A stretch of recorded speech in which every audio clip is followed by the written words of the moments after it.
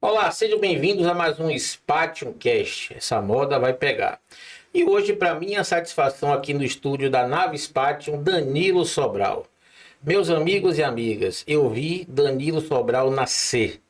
Ele pertence à família Sobral, uma família muito querida. Moramos muitos anos no mesmo prédio, né, na Manuel Barreto, edifício São Luís. Conheço os avós, né, os irmãos, os tios, a mãe, todo mundo eu conheço. Então tá aqui hoje vendo Danilo com uma boa estrutura, com um bom currículo, lançando a sua mentoria profissional na área de educação financeira. Para mim é muito prazeroso. Então, Danilo, seja muito bem-vindo ao Spatium. Já vou levantar aqui um tema para você cortar e nesse preâmbulo também você começa a se apresentar. Danilo, ao longo dos meus 51 anos bem vividos, a carcaça aqui está bem conservada, eu não tive na minha infância a cultura de educação financeira por meus pais. Não é culpa deles, que eles também não tiveram. Não tive nada com relação também à escola.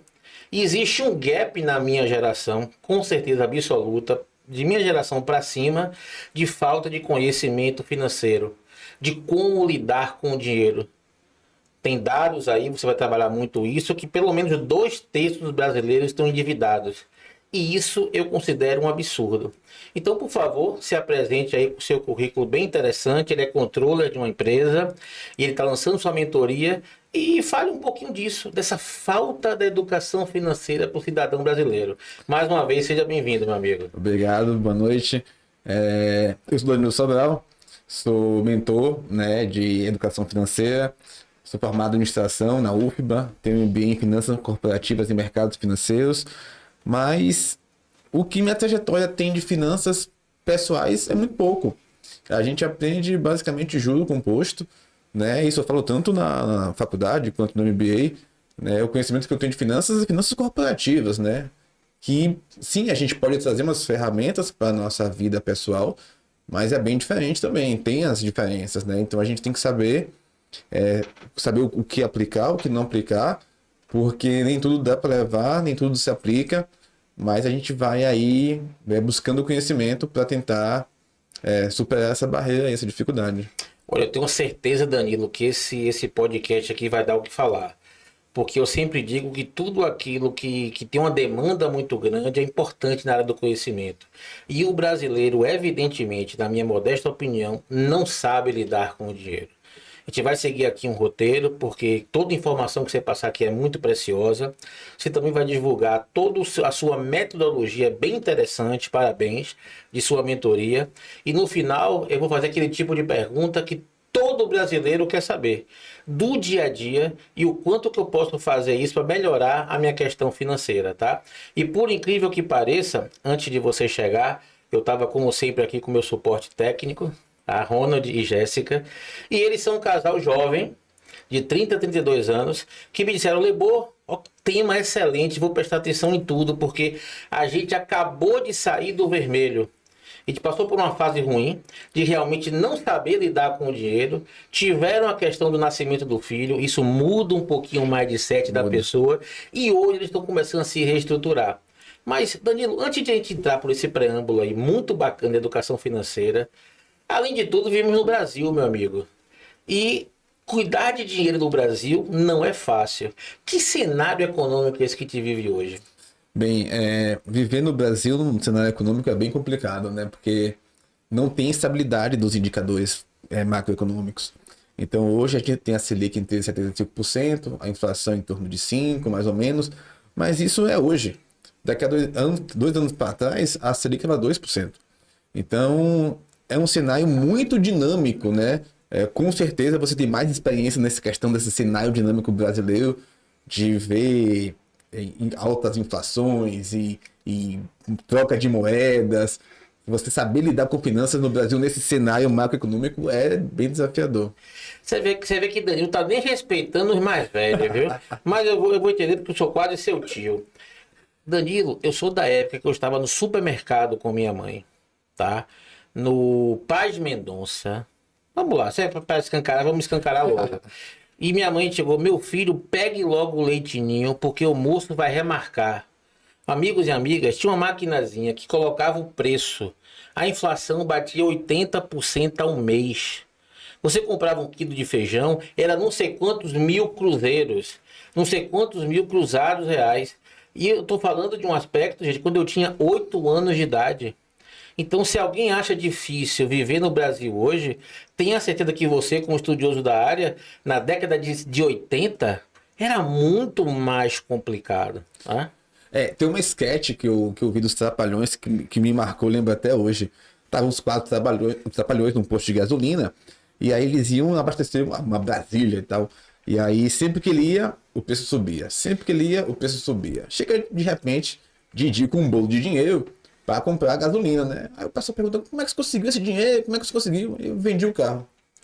Então, assim, Sensacional. é uma sátira, obviamente, mas é para ver como a questão dos indicadores econômicos realmente que afetam nossas finanças. E mesmo com mudança de moeda, mesmo com fisco, com hiperinflação, ainda assim a gente não sabe lidar com dinheiro. É impressionante. A gente tem tudo para ser uma das pessoas que mais sabe mexer com dinheiro, porque a gente vive várias realidades e ainda assim a gente não sabe. É muito interessante isso, mas é muito interessante mesmo. Rapaz, você fica remontando o passado, quando surgiu a questão do RV, que ficou aquela questão de R$ 1 valendo US$ 1, que foi para mim, eu não sou economista, sou administrador. Danilo se especializou na área financeira, eu não. Como eu sempre brinco, eu sou um semileigo na área financeira, adoro esse termo, semileigo. Eu entendo um pouco, não domino nada da área financeira, eu quero aprender com você. Mas eu vi toda aquela mudança do governo de Fernando Henrique, que para mim foi importantíssimo o advento do real, é quem mantém o Brasil até hoje com uma certa estabilidade, mas o quanto que te teve a oportunidade de, como cidadão, entender um pouco mais de educação financeira e a gente não consegue. É um aspecto cultural do brasileiro mesmo, Danilo, é uma falta de interesse realmente. Somos realmente vaidosos, somos um povo que compra de forma impulsiva. Tem que explicar isso aí pra gente. Eu acho que, para responder essa pergunta, é uma questão multifatorial, né? Eu acho que tem uma questão muito da mentalidade de imediatista, sabe? De viver o agora, enquanto, por exemplo, povos como os japoneses têm essa questão de poupar, sabe?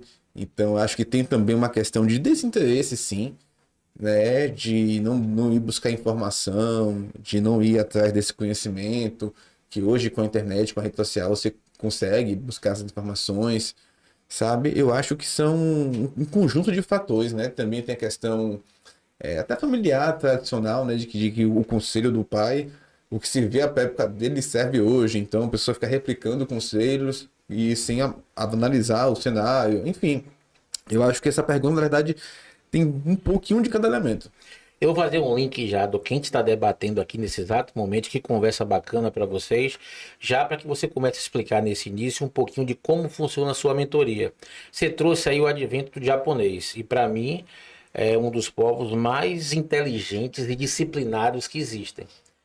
Japão, o único país do mundo que teve o desprazer de ter 2 bombas atômicas, soube se reerguer, e eu não sei se hoje talvez seja a quinta potência do mundo, com tudo o que está acontecendo.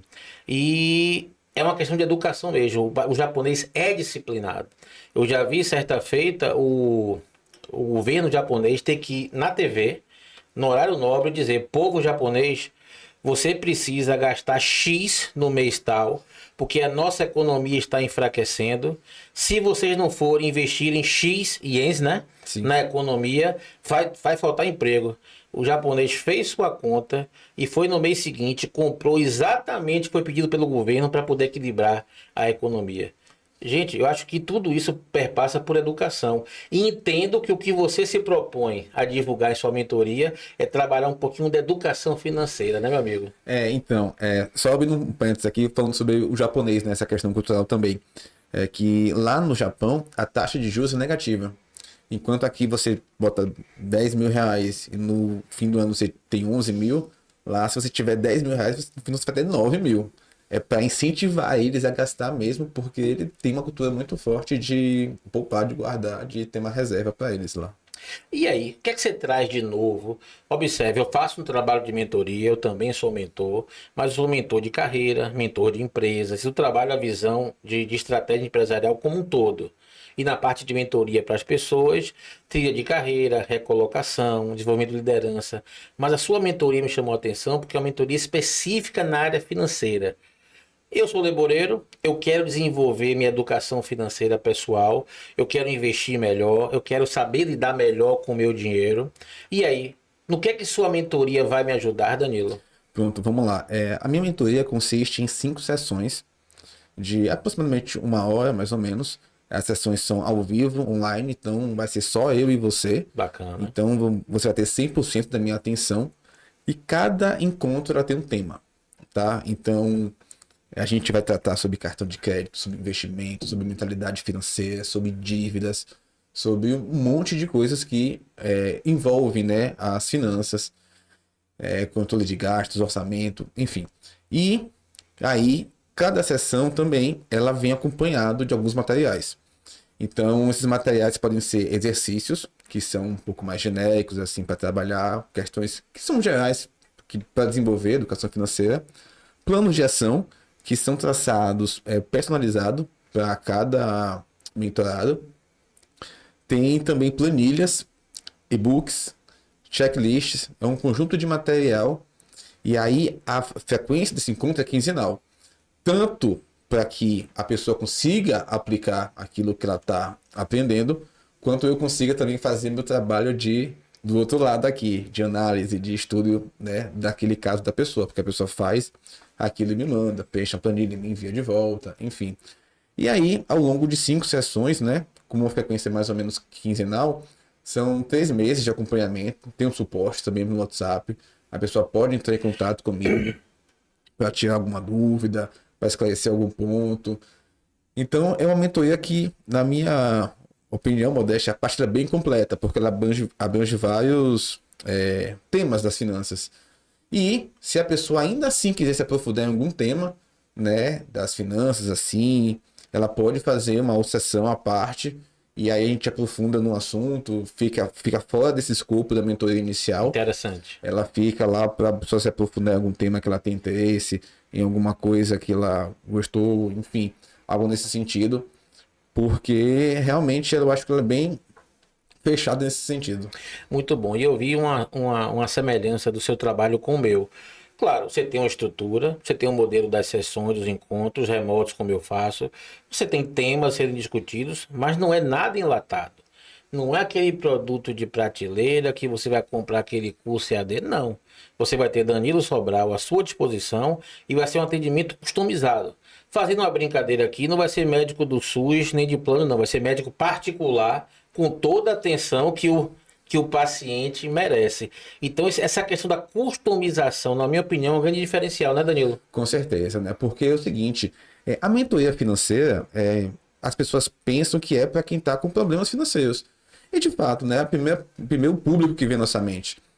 Porém, ela serve para todo mundo. Quem está no 0 a 0, quem está ali com um saldo bom, mas quer melhorar, quem quer ter uma relação melhor com o dinheiro. Então, ela não é só para quem está endividado. Lógico que esses são os que mais precisam, porque já estão numa situação ruim.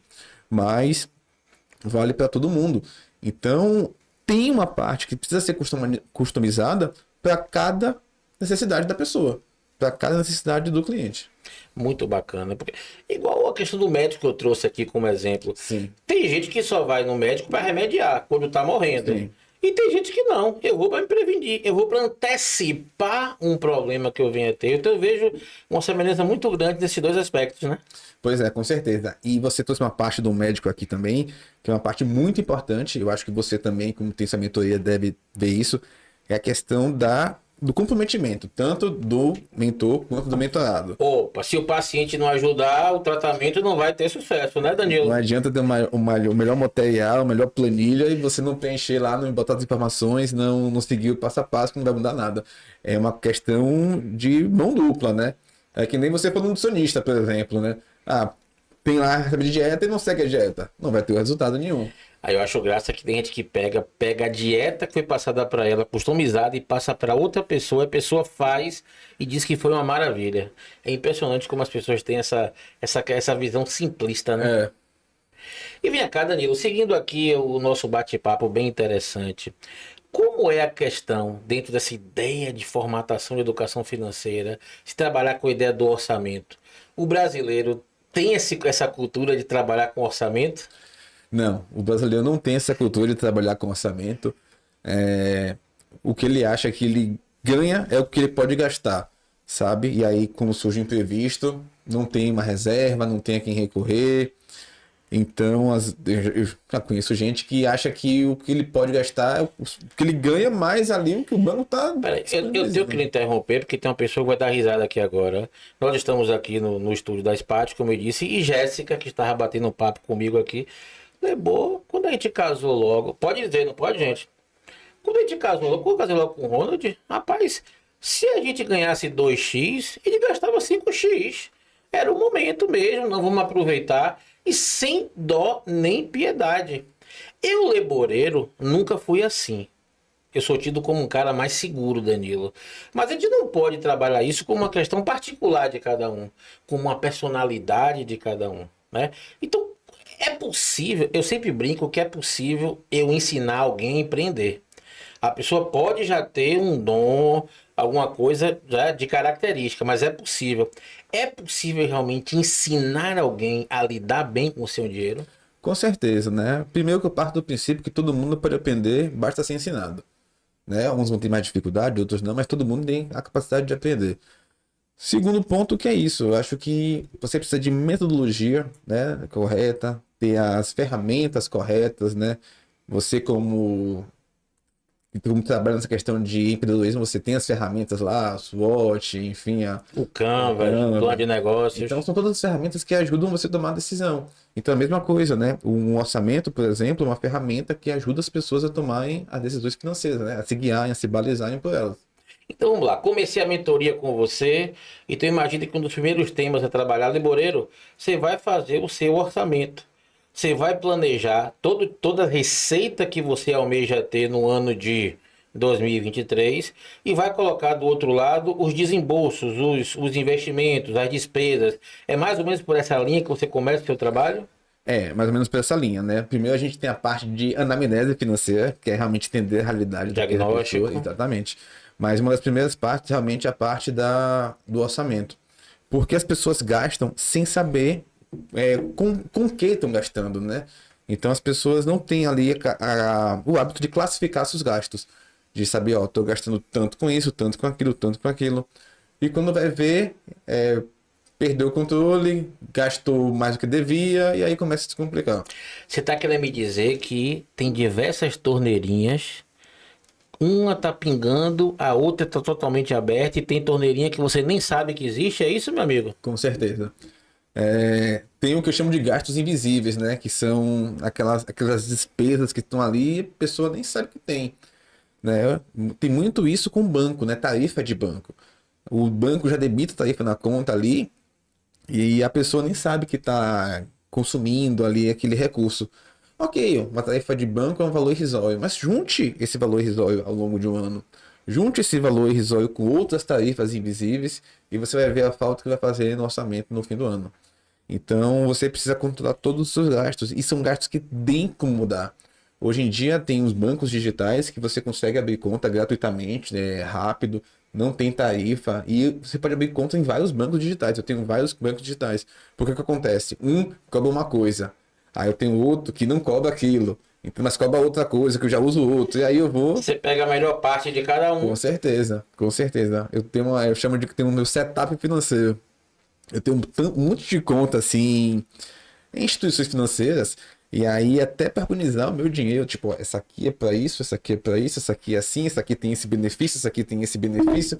E aí eu vou trabalhando usando a potencialidade de cada instituição financeira. Pô, muito interessante. Já uma dica aí que fica para vocês gratuitamente, viu? Amigo, vamos falar sobre endividamento, Vamos. sobre dívida. Eu não sou supersticioso não, tá? Eu tava aqui brincando com o pessoal antes de gente começar o podcast, na fase do esquente aqui do teste, é que não tenho dívidas, eu tenho despesas, vê se eu tô certo, não sou expert na área financeira. Dívida é algo que você tá devendo e não conseguiu pagar, não sei, me corrija se eu estiver errado. Despesa é aquela despesa corrente, aquela despesa que todo mês a gente tem e que a gente, né, fazendo um esforçozinho, a gente consegue quitar. Então, não tenho dívidas, não costumo ter dívidas. Quando eu faço um investimento é muito bem planejado. Então, eu me considero uma pessoa que tem uma boa saúde financeira. Sempre pensei assim. Sempre pensei na questão de economizar. Isso aí eu aprendi, tá? Não gaste tudo que você tem. Quando tem gente que gasta, ganha 2 e gasta 5. Olha, o mês que eu não consigo guardar qualquer coisinha, pra mim é um mês que não deu certo. A não ser que, Danilo, isso estivesse em meu orçamento. Poxa, uma viagem que você faz, é a troca de um carro, é uma coisa que quebra inesperada que você tem. Meu computador quebrou essa semana. Eu vivo com o computador, então um abraço, meu amigo, ó. Comprei outro e paciência, tá no ônus de um investimento do meu negócio, tá? Mas é como ajudar as pessoas para que elas lidem melhores com as dívidas ou até mesmo não criem dívidas. O primeiro relação com o problema que você tem que ter é não ter o problema, né? Então, esse é o primeiro passo. Então, eu recomendo que você não tenha dívidas, você consiga gerenciar seu orçamento ali para não ter. Mas caso você tenha, você precisa também utilizar ferramentas e técnicas para você lidar com essas dívidas. Porque o que acontece? Tem muita gente que tem 2, 3, 4, 5 dívidas e quer para todas de uma vez. Não tá certo. Por que não tá certo? Porque você não vai conseguir pagar nenhuma. Você tem que focar em uma dívida, quitar ela, ir para outra, quitar ela. E mesmo assim, a ordem de quitação também tem uma estratégia por trás, né? Você não vai na louca fazendo esse tipo de coisa. E aí você vai tendo a sensação psicológica de que você, pô, tô conseguindo vencer, tô conseguindo sair do buraco, já eu tinha 5 dívidas, hoje eu tenho 3. E aí você vai. É um conjunto tanto de educação financeira, quanto também com estratégia, com as ferramentas que tem. Não, bem interessante. De vez em quando a gente vê uma estratégia financeira e dizer, poxa, vem aqui que eu compro a sua dívida. Como semi-leigo, o que é que eu imagino quando eu ouço isso?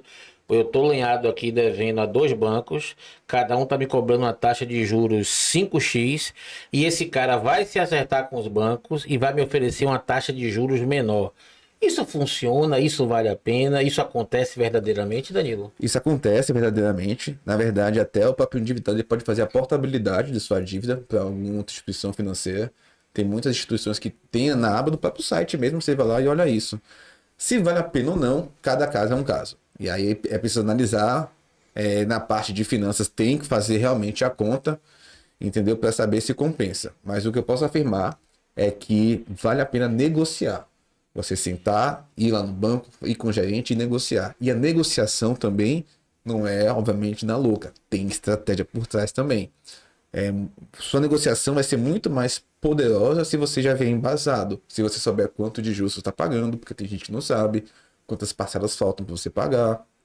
Quanto você já pagou até agora, né? Que é o CET, custo efetivo total da dívida. Enfim, você chega lá, se você já chegar propondo também uma alternativa de pagamento, né? Saber que o banco ele tá interessado em receber, sabe? Ele não tem nada. Não tenha dúvida, né? Ele não tem nada. Então, se ele receber 10%, por exemplo, da dívida, para ele tá bom, ele não tem nada.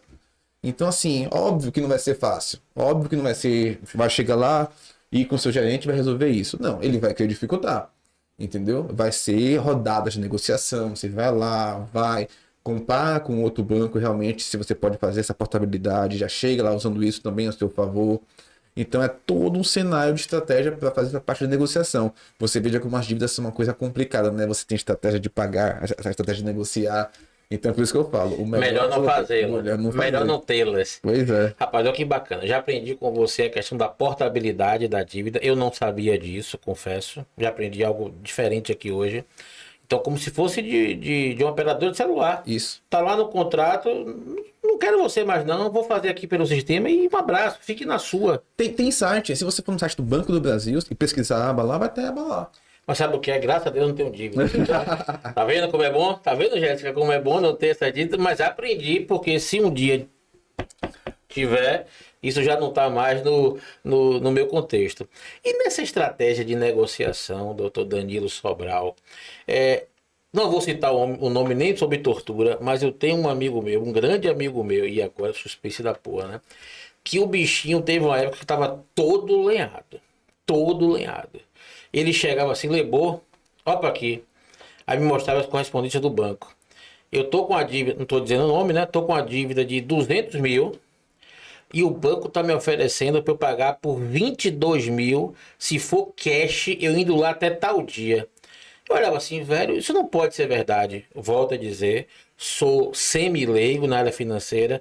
É isso mesmo. Chega a um ponto de, sei lá, depois de anos, depois de já você fazer uma conjuntura do devedor, chegar a esse ponto mesmo de um banco cobrar 10% da dívida, e às vezes até financiar, né, dar parcelas para pagar. Como é que funciona isso, Danilo?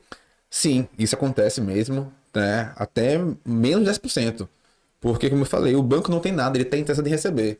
Se a pessoa deve 200 mil, o banco tá vendo que o cara não vai pagar. Então, assim, não adianta eu ficar insistindo nesses 200 mil. Não vou receber. Ele vai tentar receber alguma coisa. Alguma coisa eu vou ter que tirar dali. Aí bota uma pressão de tempo, de urgência ali até tal dia. Bota um valor, tipo, ó, 10% do valor. Então, assim, novamente, vale a pena ou não vale? Tem que analisar cada caso. Mas você veja que existe isso, né? Existe até os feirões do Serasa mesmo, que Isso eu ouço falar. que aí você consegue Ali negociar. funciona, é verdadeiro mesmo. Sim. A galera que tá ali tá disposta realmente a negociar, né? Sim. E ali você consegue até descontos até maiores que esse 10%, 90%, né, por exemplo. Deixa eu lhe perguntar uma coisa. A gente vive no Brasil. Sim, E o brasileiro é o povo mais criativo que existe na face da terra. Pro bem e pro mal. com certeza. Você considera, Danilo, que existem pessoas já que se tornaram profissionais, mesmo como estratégia de lidar com isso?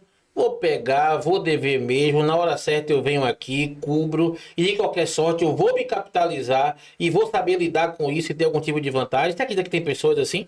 Ah, com certeza, com certeza. Tem gente que faz isso, né? Fica usando esse malabarismo financeiro, né? E são honestas, e tem gente também que utiliza muito golpe, né? Tem muita questão de fraude, de golpe por aí. E a gente fica pensando que essas vítimas de golpe, de fraude, é quem tem pouco dinheiro, que tem pouca informação.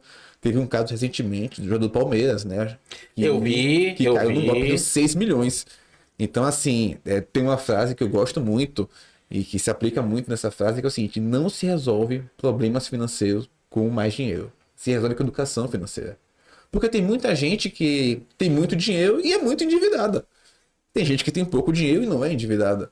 Então, assim, é a questão de você saber lidar com o seu dinheiro. Danilo, tem alguns casos que não é possível. Ou a pessoa é muito iludida com a questão, ou então tem que chamar a NASA para ajudar essa pessoa. Como é que uma pessoa, Danilo, nos dias de hoje, por mais que muitas não tenham a cultura financeira, a educação, o estudo, a informação, como é que você vai chegar, vai investir, sei lá, R$ 1 milhão e 6 meses depois o cara lhe garante lhe dar 3 milhões? Pô, só se for cocaína, tráfico de arma ou tráfico humano. Fora isso, que são questões ilegais, e tem gente que acredita nisso, e gente, sabe, com milhões na conta. É sério isso mesmo? Você falou a palavra mágica aí, garantir. Quando alguém te garante um retorno, já é Tá mentindo, descarado. um indicador muito forte de golpe, sabe? E aí você vai e pensa um pouco. Você deu o exemplo do 1 milhão. Tem 1 milhão. Ela garante 2 milhões em 6 meses. Vai passando a conta. Em um ano, 4 milhões. Daqui a pouco você vai ter o dinheiro do mundo todo. Só dobrando a cada 6 meses. A conta não fecha. Sabe? Então, assim, é ganho garantido, ganho rápido, ganho muito alto. E que as pessoas acabam caindo, né? Porque esses golpes também apelam pro emocional, né? A pessoa ali, às vezes, tá no desespero e vai de qualquer jeito e acaba se ferrando ainda mais. Interessante que muitas vezes não é só no desespero. No desespero, até que a gente aceita. Sim.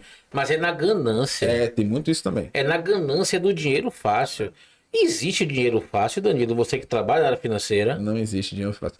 Tem um ditado na área financeira que diz que a única promessa de dinheiro fácil é prometer dinheiro fácil para os outros. E aí você consegue dinheiro fácil, porque não tem.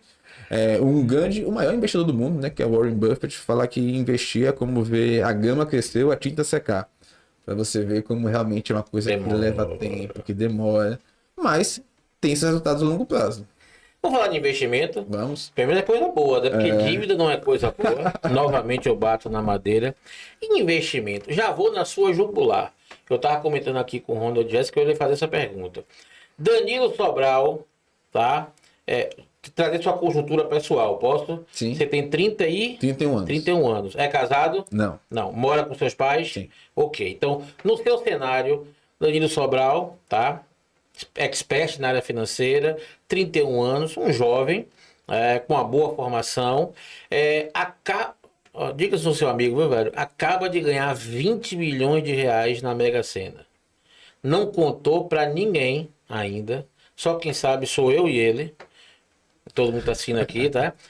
O que é que você faria com seu conhecimento financeiro, de cenário, de entender de economia? O que é que você faria? Pergunta de $1 bilhão. O que é que você faria com esses 20 milhões de reais? Vamos lá. Primeiro é preciso entender. E ó, não combinei essa pergunta com ele não, viu? Não tem negócio de combinação comigo aqui não, viu? Primeiro tem que entender o seguinte, que falando de investimento, né? Existem 3 pontos do investimento. E você não consegue ter as três ao mesmo tempo. Que é liquidez, que é pegar o dinheiro fácil, o retorno, que é quanto vai render, e a segurança, né? Então tem aquela máxima, quanto maior o risco, maior o retorno. Então você não consegue ter as 3 pontas. Sempre você vai ter que abrir mão de uma. Mas como é que você consegue ter as 3? Pô, velho, isso é muito importante para quem está nos assistindo. Então, gente, ó, liquidez é a capacidade de você ter o dinheiro de volta a curto prazo. Vê se eu estou errado. Sim, você compra um imóvel, um apartamento. Eu considero um bom investimento, que é depois que você reforce isso ou não. Eu sou conservador, viu? Certo. Então, o dinheiro que eu tive, eu comprei um outro imóvel que está alugando, que eu alugo com minha esposa, que me gera uma receita todo mês. Então, não sei se eu estou errado. Meus amigos, quando eu fiz isso, disseram: você é maluco empatar o dinheiro? Pois eu quero que você fale sobre isso. Mas liquidez, capacidade de você ter o dinheiro de volta a curto prazo.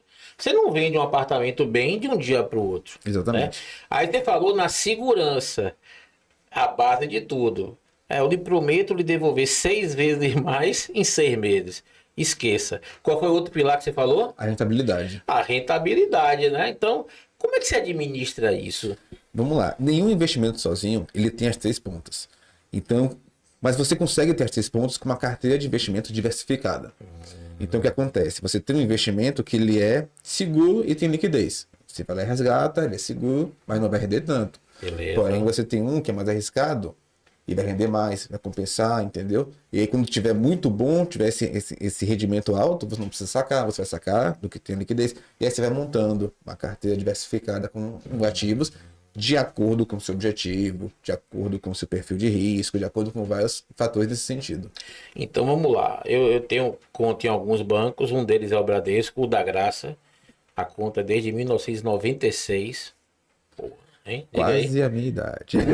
Sacanagem. E aí, quem me dá o suporte lá, Leboreiro, vamos diversificar. E ele falou exatamente isso. Esse fundo aqui, ele tem essa característica, ele varia menos, mas você coloca X% aqui. Então ele me orientou direitinho, né? Não posso falar porque... Claro, você não tá... Pô, como é que o advogado fala? Eu não li os autos.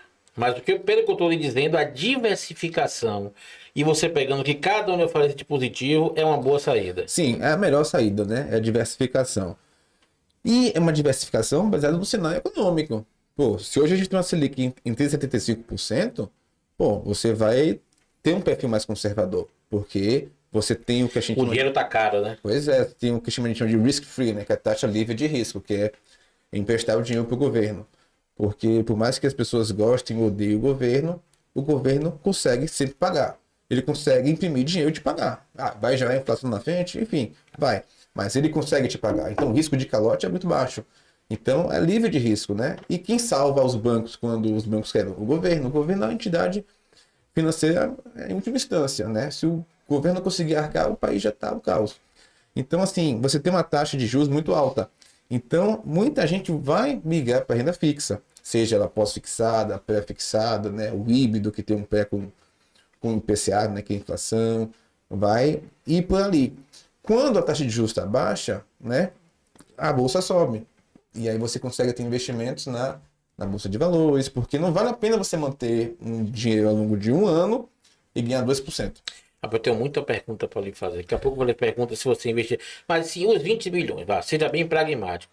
Deboreiro, pego o X, faço isso, pego. Eu sei que não é assim que funciona, mas eu queria que você passasse uma ideia. Porque a pergunta é de qualquer um que está nos assistindo. Com certeza. Até minha, porque de vez em quando tá acima de 15 milhões, eu jogo, viu? O que você faria? Vamos lá. Eu tenho uma planilha, que é o meu planejamento de investimento. Massa. Ali tem um percentual de alocação para mim, que eu defini para cada ativo. Então, tem lá 15%, por exemplo, internacional, que é fora do Brasil.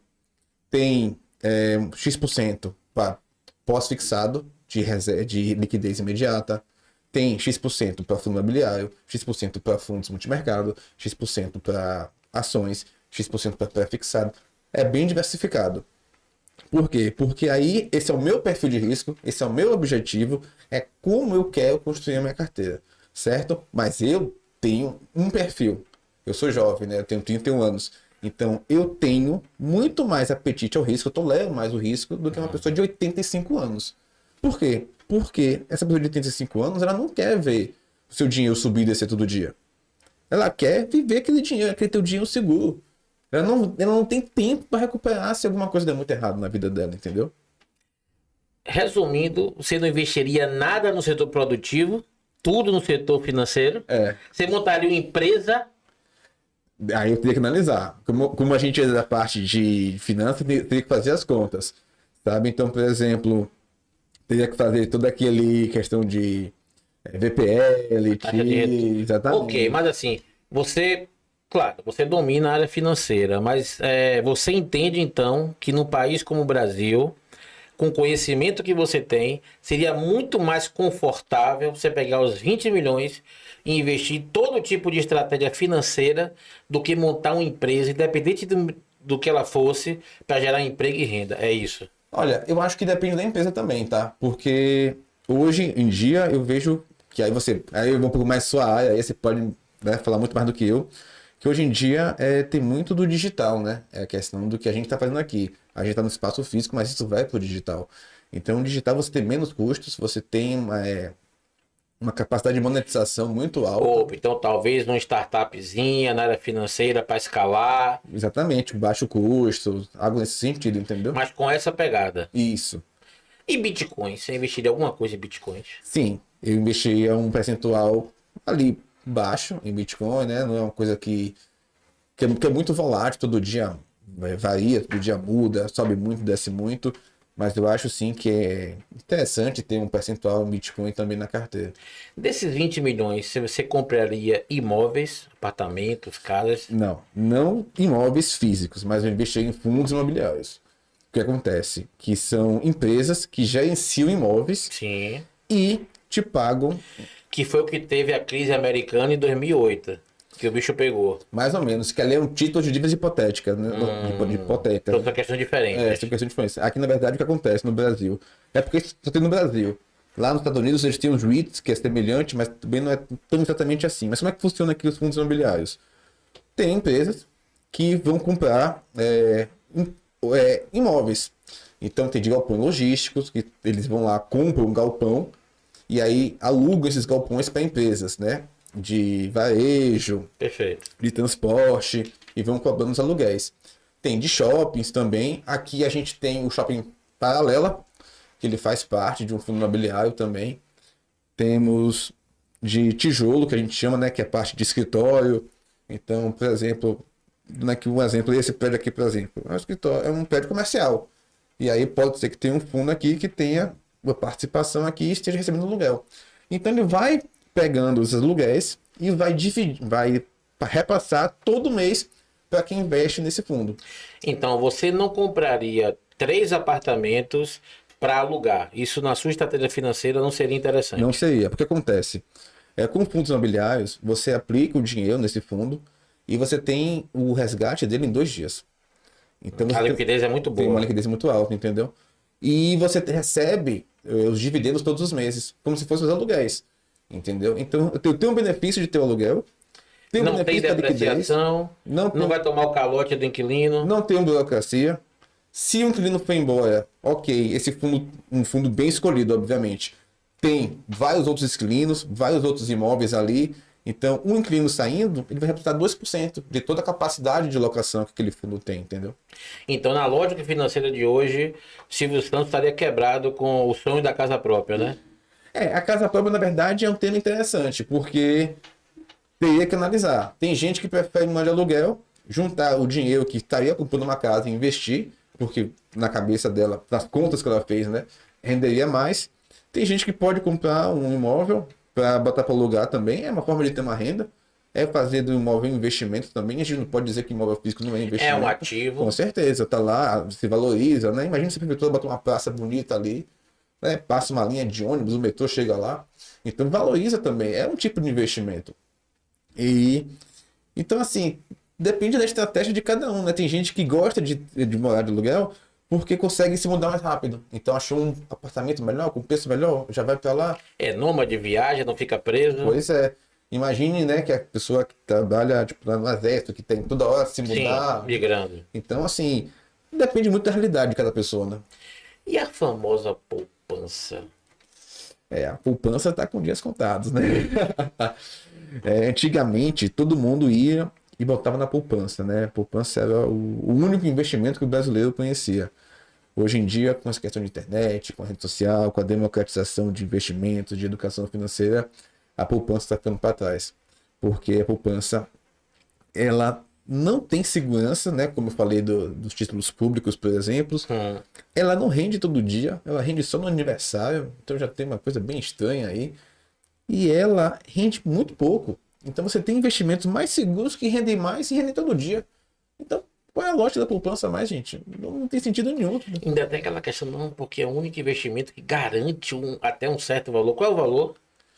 Na verdade é o seguinte, se a Selic tiver um valor, a taxa dela, que é 70% da Selic, 70%, vira um valor fixo. Mas mesmo assim não compensa. Então, se a Selic estiver acima de 8, se não me engano, ela vira 0,5% ao mês. Não compensa. A Selic está 13,35, 0,5% ao mês já tá quase 12. Deixa eu pegar esse gancho aí da Selic de 13,75, Isso. que está gerando a maior polêmica. O governo batendo o pé firme que tem que diminuir. O Banco Central, que tem a sua independência agora. Fala um pouco para a gente, semi-leigo aqui. Se você entendeu que foi interessante a decisão do governo passado de dar autonomia ao Banco Central.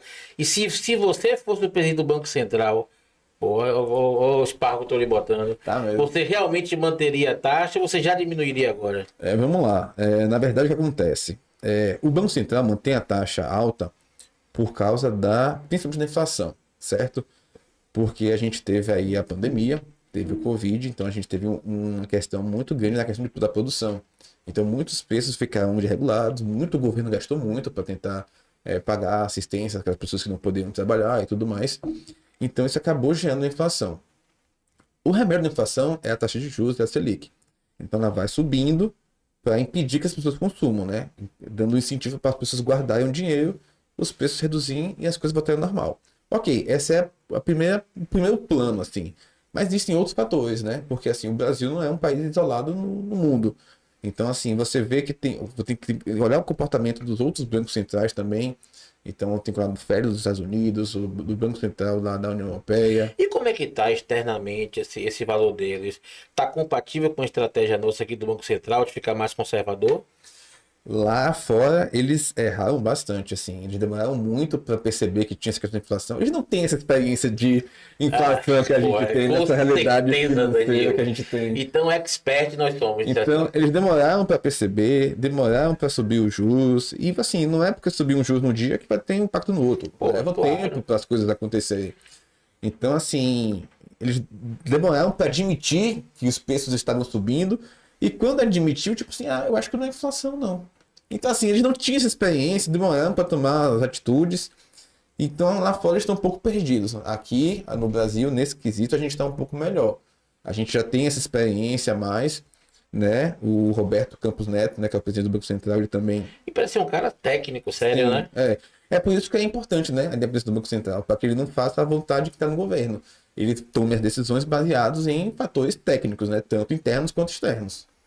Então você entende que é uma postura correta até o momento, sim. Sim, eu acredito que sim. Na verdade, a inflação vem baixando. Eu acredito que nas próximas reuniões do Copom já comece a ter alguns cortes de juros já. Óbvio que não vai sair de 13 para 2, vai cortar ali 0,25, 0,5%, vão ser cortes graduais, vai manter um pouco, para sentir também o que é que tá, como é que tá reagindo, né? Ô Danilo, me surgem várias perguntas aqui. O momento do Brasil hoje, pós-pandemia, pós uma terrível eleição polarizada, tudo guerra na Ucrânia, eleição, um cenário muito complexo. Como é que você vê o Brasil hoje, nesse exato momento, né? Nesse aspecto de política econômica? É para a gente se preocupar com o futuro ou não? Estamos bem encaminhados? Na verdade, o Brasil ele está saindo, né, dessa questão de pandemia, já se acostumando também com essa questão da guerra na Ucrânia também, que impacta o mundo todo, né? Acho que a Ucrânia é o país que mais importava trigo, por exemplo, grãos assim de modo geral. Então, uma retomada que eu vejo assim na questão de investimentos aqui no Brasil, né? Eu acho que as pessoas estão passando aquele período de ter medo, de ter incertezas, né? Pô, a gente em 2020 não sabia quanto tempo a pandemia ia durar. Hoje a gente já está olhando mais para frente, olhando mais para o futuro, já tá pensando mais em investimento, tudo mais. Muitas empresas que passaram por a pandemia, por exemplo, estão se reformulando, estão saindo mais fortes, mais resilientes. Danilo, aspectos culturais mesmo do brasileiro. Por que o brasileiro, em linhas gerais, claro, tem extrema dificuldade em poupar, em guardar dinheiro? Que aquele tema é cada vez mais forte, dinheiro na mão é vendaval. Por que isso do brasileiro? São várias questões, na verdade, né? A questão que eu acho que mais impacta é a questão de comportamento, né? É a questão que não tem o hábito de poupar, vê o dinheiro ali, tem aquela mentalidade imediatista de que, pô, se eu tô dinheiro sobrando, eu vou gastar. Por que eu vou guardar? Vai usar aproveitar agora.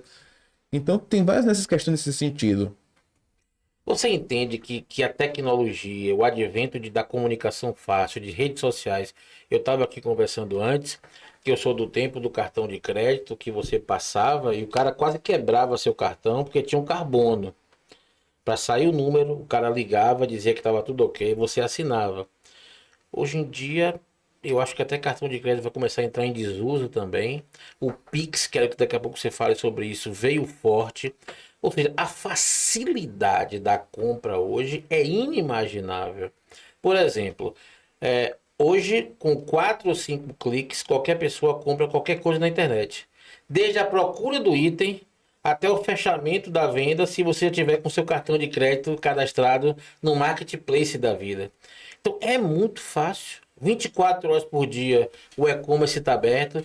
Você entende que as tentações do mundo são tamanhas e daí a importância de fazer sua mentoria na área financeira? Com certeza. E tem uma parte da minha mentoria que é falar justamente sobre isso, sobre a dor do dinheiro, de ver o dinheiro saindo. Se eu te dou R$ 100 aqui, ó, abra a carteira, R$ 100. Eu tô vendo R$ 100 ir embora. Se eu passo um cartão ali, Vou bater na madeira. Deus é mais mesmo, velho. É uma dor que você sente, rapaz. se eu passo o cartão, eu não tô vendo o saldo da conta diminuir. Com o Pix até tem um pouco isso. Você faz o Pix lá, você não pega em dinheiro, mas depois consegue expor, você vê que tem menos dinheiro na conta. Mas tem muita forma de você gastar dinheiro e não perceber que tá gastando. Não tem aquela coisa tipo, Indolor. pois é. Então tem uma escala de formas que você pode gastar dinheiro e não perceber, não sentir essa dor de estar perdendo dinheiro. Cria aí uma situação bem real da pessoa. Cria aí dores de uma pessoa. Vamos criar uma persona aqui. Ó, tem uma persona aqui. Cria as dores dessa persona que você vai conseguir ajudá-la na sua mentoria. A ajudar a eliminar dívidas, ajudar a ter a gerência do orçamento, né? Saber quanto gasta, saber quanto ganha, porque tem uma coisa muito interessante que é o seguinte: muitas pessoas têm aquela renda, né? Aquele salário ali. E aí não controla quanto gasta, certo? Mas vamos supor que controle quanto gasta. Ninguém pensa em aumentar quanto ganha, fazendo uma renda extra, por exemplo. Ninguém pensa. Então, na minha mentoria, eu passo uma checklist com 30 formas de você ter renda extra. Pô, Porque bacana. não adianta só você se apertar. Por que você não pensa também em ganhar um pouco mais, sabe? Então, assim, é você trabalhar nas duas pontas. Na ponta de receita e na ponta de despesa. Ó, eu vou trazer aqui a primeira forma de você ter uma renda extra para vender meu peixe e depois você dá umas 3 dicas pra galera, pode ser? Pode ser. Primeira forma de fazer uma renda extra. Você que está nos assistindo, que tem um conhecimento, como Danilo Sobral tem, está demonstrando aqui para vocês, você pode vir aqui na Spatio, fazer seu podcast, divulgar seu trabalho, divulgar seu conteúdo, mostrar autoridade e vender alguma coisa que você faça e ter sua renda extra. Você é empreendedor, você é consultor, você é professor, você é mentor, você é terapeuta. Se você tem um conhecimento, você pode utilizar de um trabalho como esse aqui, da criação de um podcast, para poder vender seus serviços. E aí, gostou dessa renda extra? Com certeza. Então, assim, você falou forma de ter renda extra que pode até virar rendas recorrentes, né? Ou talvez a principal renda da pessoa. Então, assim, lógico que a gente tem essa forma de renda extra, mas pode ter formas até mais simples. Você vende um brigadeiro, você dá uma aula, né? Tipo, uma banca, por exemplo.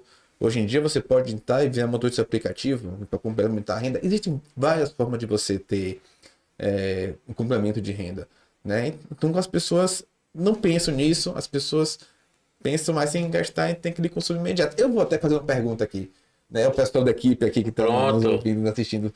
Quando vocês estavam com os problemas de vocês pensavam em fazer renda extra? Teve algum problema nesse sentido? Não.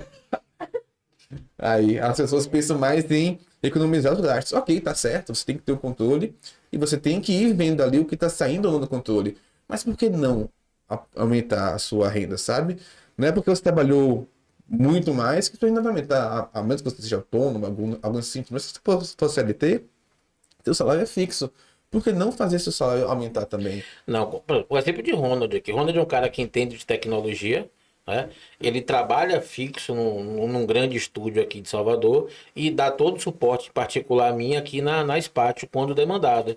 Então ele já começou a diversificar o ramo de atuação dele na parte de design, da parte de criação de homepage, de landing page, ou seja, ele está pulverizando, criando um portfólio para ele ter novas fontes de renda. Então ele está atualizado no que eu chamo sempre, Danilo, de trabalhabilidade. Não sei se você conhece esse termo. Sim. Trabalhabilidade é você como profissional, o que você sabe fazer, independentemente do que seja, se malabarismo no semáforo, ou se fazer uma mentoria fortemente na área financeira, que sabe fazer, você vai resolver a dor de alguém, esse alguém vai lhe pagar e você vai ter renda.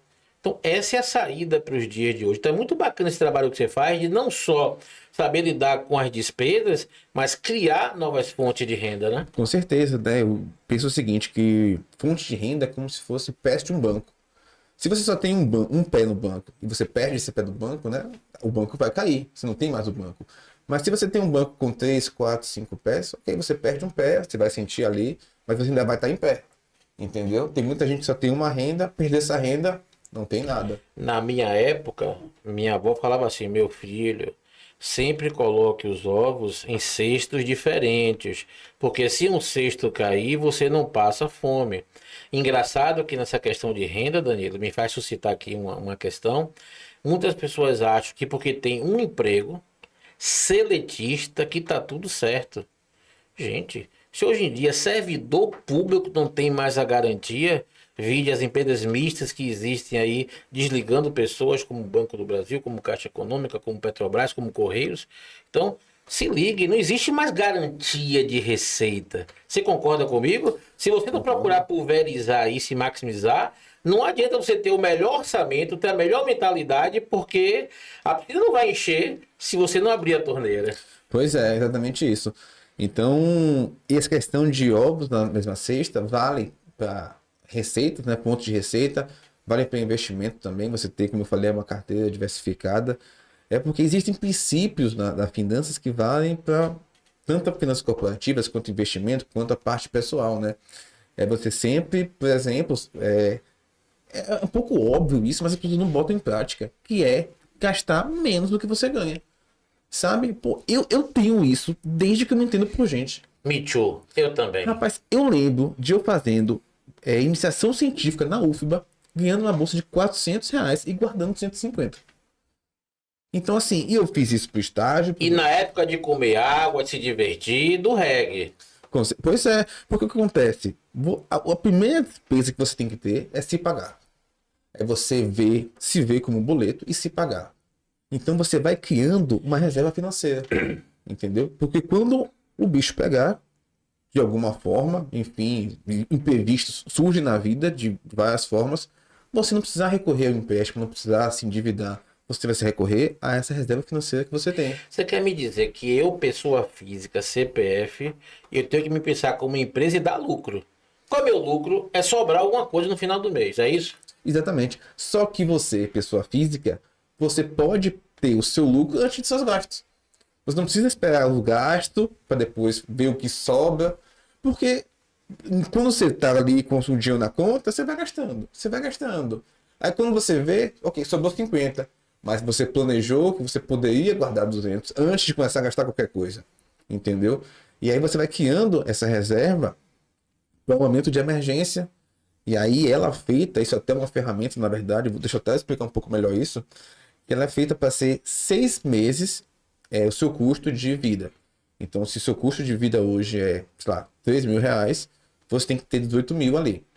Esse valor pode aumentar, né? Se você for uma pessoa que tem uma necessidade de uma reserva maior, se você tem uma fonte de renda que é mais instável, você precisa ter uma segurança maior, ok, pode também. Diminuir é um pouco mais complicado. Eu não recomendaria tanto, né? A menos que a pessoa, sei lá, de repente tem um concursado que aí tem um pouco mais de estabilidade, né? Que a gente falou que não existe, mas Sim. tem um pouco mais. Mas você pode criar outras reservas, sabe? É você fazer o planejamento. Pô, beleza. Quero passar 6 meses na Indonésia.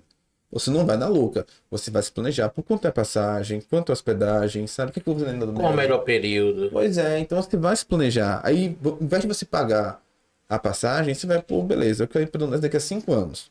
Certo? A viagem custa, sei lá, X mil, 60 mil. Todo mês eu vou juntar R$ 1.000. E aí vai chegar no dia da viagem, você vai ter mais de 60 mil, porque vai ter até os rendimentos até lá.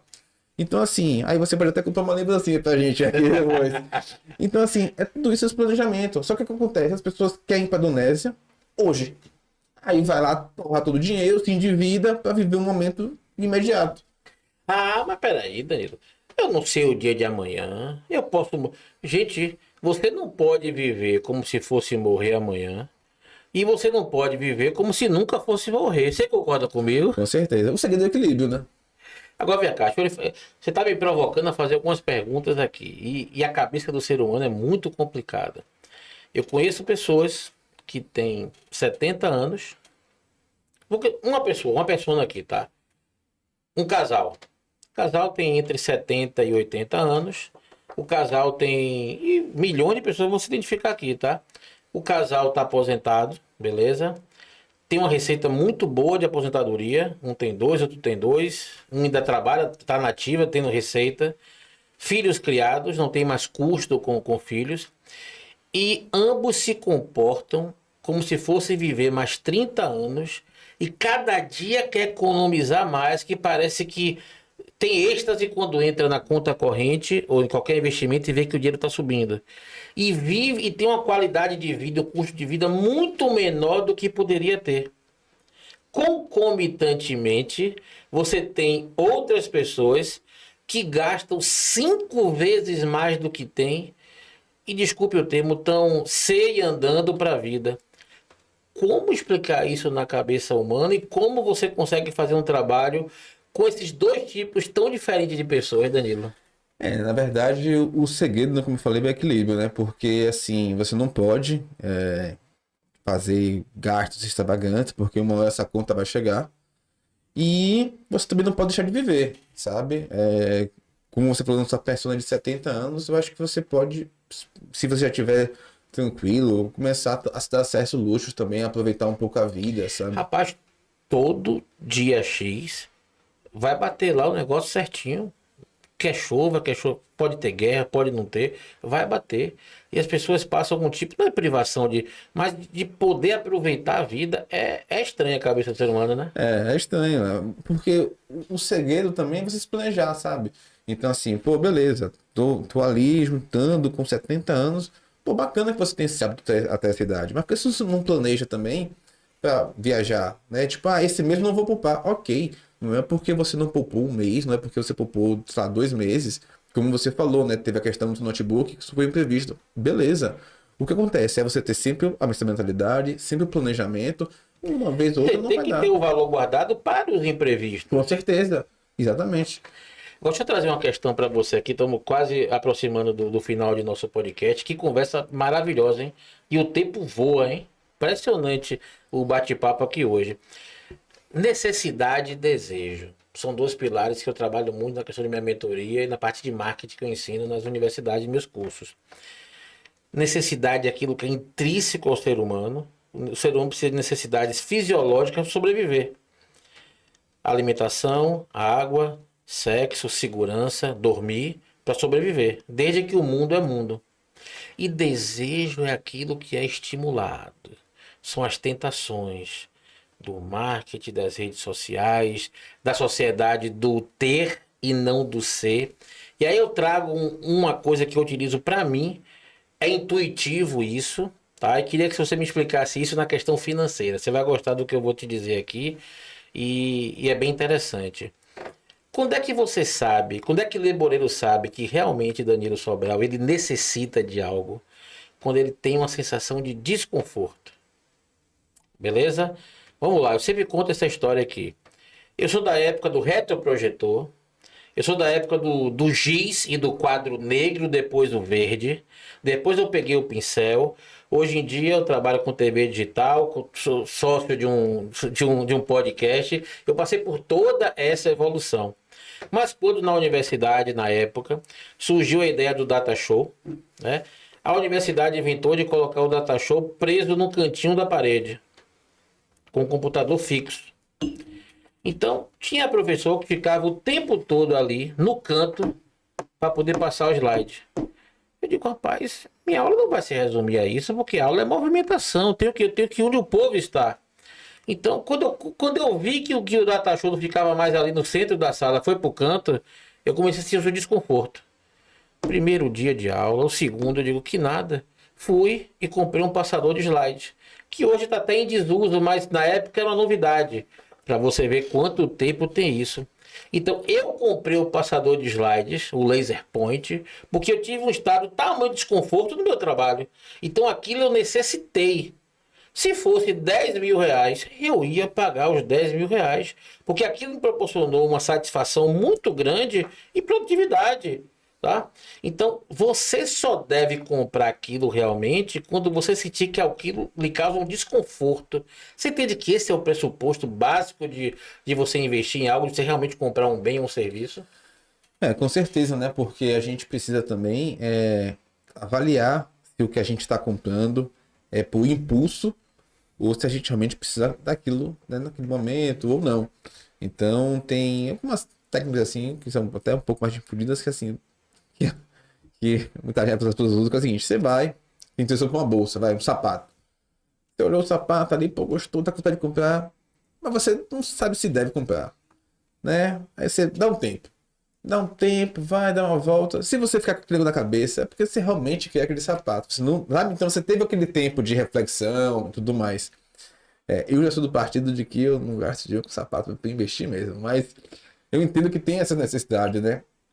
E tem gente que tem essa compulsão por comprar, por gastar, né? Então vive nesse patológico, desejo, né? vive nesse desejo, como você falou, né? Não é necessidade da pessoa. Então, assim, até a questão da necessidade que você falou, né? Da alimentação, da água. Ok, você não precisa comer, tipo, um sanduíche. Você precisa ter uma alimentação, ok. Mas, no fim de semana, você pode ter um jeito de ter também uma coisa melhor. É tudo uma questão de equilíbrio E planejamento. A gente não vai ter como fugir disso. Porque, ok, quero mudar meu carro. Não vou entrar na questão se você precisa de um carro bom ou não, se seu carro tá ok ou não. Mas a questão é que a gente precisa fazer uma coisa com planejamento. Não é sair pelo 3, 4 carros, né? Então, assim, é você ter realmente a questão do planejamento, ver se ter a frieza, a racionalidade para perceber se aquilo realmente é uma necessidade naquele momento ou se não é. E aí tomar as decisões financeiras. Tem uma frase que é interessante, né? Que as finanças, você tem que tomar decisões financeiras inteligentes. É você saber exatamente com o que você vai fazer com o seu dinheiro, de que forma, em que momento, com qual objetivo. Então, assim, cada passo ele é pensado e calculado. Então, você precisa pôr isso na ponta de uma planilha, né, ou de um lápis, enfim, para saber realmente se essa é a melhor opção de se tomar com o seu dinheiro. Sabe? Muita gente gasta mais quando é levado pela emoção, pelo oba-oba. Tem aquela frase que você falou, né? E se eu morrer amanhã? Você não vai morrer amanhã, né? Vou morrer e não vou levar nada. Pois é. Cada ladainha da zorra, né, que te ouve. E aí você vai, vive o agora e no outro dia tá problema lá para resolver. Muito mais complicado do que você tinha antes. Então, além de você não ter morrido, você não tem problema. Você me fez lembrar agora de um filme de minha época, não sei se você já ouviu falar, Os Delírios de Beck Bloom, de uma compradora compulsiva, uma jovem, que ela realmente criou uma questão patológica. Então teve uma cena que ela simplesmente pegou o cartão de crédito dela, botou numa vasilha, botou água, colocou no congelador. Ela congelou o cartão de crédito para não usar. E teve um dia que ela teve um rompante de loucura e estava lá dando martelada para poder pegar o cartão de crédito para poder utilizar. Ou seja, realmente é um dos tipos de compulsão, como compulsão para o sexo, para a alimentação, para as drogas, né? Para o vício em redes sociais. Então, o comprar de forma não controlada é patológico mesmo, né? É patológico, né? E aí é uma questão que já entra a parte da psicologia, da psiquiatria. Porque é uma pessoa que vai precisar de um tratamento, né? Porque não é normal, assim. A gente entende que tenha um prazer em comprar coisa. Pô, você tá ali com a embalagem, né? Você vai na loja, naquele shopping, que é tudo feito para realmente te fazer gastar, te fazer comprar, te fazer você se sentir bem adquirindo uma coisa nova, tem aquela coisa da novidade. Mas, assim, tudo na vida tem um limite do que é plausível, do que é já a compulsão, né? Então, é preciso tomar cuidado com isso. Buscar ajuda profissional, porque aí não é a mentoria que vai resolver, né? Porque aí são problemas mais realmente da psique humana mesmo. Que bacana, que bacana. Espero que vocês tenham gostado. Eu, particularmente, gostaram, pessoal? Então, excelente mesmo, Danilo. A gente sente muita segurança, muita firmeza do que você fala. Para mim, é um universo muito novo, essa questão dessa diversidade que tem de investimento. Confesso que a minha memória afetiva é de investir em bens, tá? Imóvel, tem um pouco disso, já confidenciei. Eu tenho previdência privada, eu tenho seguro de vida, tá? Eu procuro diversificar. O pouquinho que a gente tem, a gente procura diversificar. Mas entendo que é um universo, gente, importantíssimo. É como cuidar de sua saúde, é cuidar de sua saúde financeira. Porque, inclusive, sua sobrevivência vai depender nisso do futuro, tá? Então, parabéns pelo seu trabalho. Desejo muito sucesso em sua mentoria. E vou indicar você e queria uma mensagem final para o nosso público e que você falasse um pouco mais sobre sua mentoria, meu amigo. Pronto, vamos lá. A mensagem final que eu vou deixar aqui é que se você tem algum problema de finanças, por estar endividado, sente que você poderia ter uma relação melhor com suas finanças, procure orientação, procure ajuda. Eu acho que não tem problema nenhum em você pedir ajuda. A gente pede ajuda quando a gente quer atingir um objetivo de saúde, a gente vai no médico, no nutricionista, vai no personal trainer. A gente pede ajuda quando a gente quer adquirir um conhecimento, a gente vai atrás de um professor, de um curso.